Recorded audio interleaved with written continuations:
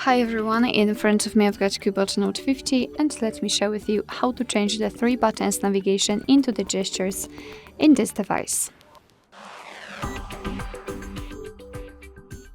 So let's start with opening the settings, and here we have to scroll down to find the system.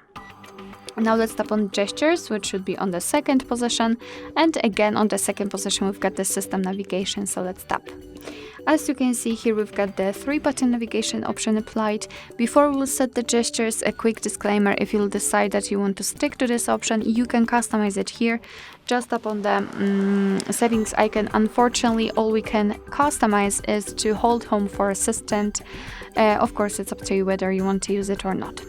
Alright, so let's set the gestures. Simply tap on this option at the top, and as you can see, immediately instead of the 3 buttons, we've got this line which is responsible for some gestures. We can also customize the gestures just by tapping on this option icon, and here you can manage the digital assistant and the back sensitivity. And to be honest, I highly recommend to get back to this option after a while of using the gestures, so you'll be able to decide whether you need this sensitivity to be higher or lower.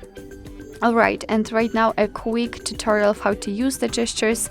All you have to do in order to get back, just like by using the back button, is to swipe your finger from the side to the center. So you can do it from the left side, you can see this arrow and release the finger, and the same situation from the second side. So so again we've got the arrow, we can release the finger. If you want to get back directly to the home page, swipe your finger from the bottom to center of your device.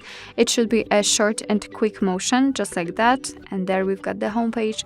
And if you want to open the recents, repeat the gesture, however, elongate it a little bit and make it a little bit slower, like that. And as you can see here, we've got the recents. Alright, so that will be all. Thank you so much for watching. I hope that this video was helpful, and if it was, please hit the subscribe button and leave the thumbs up.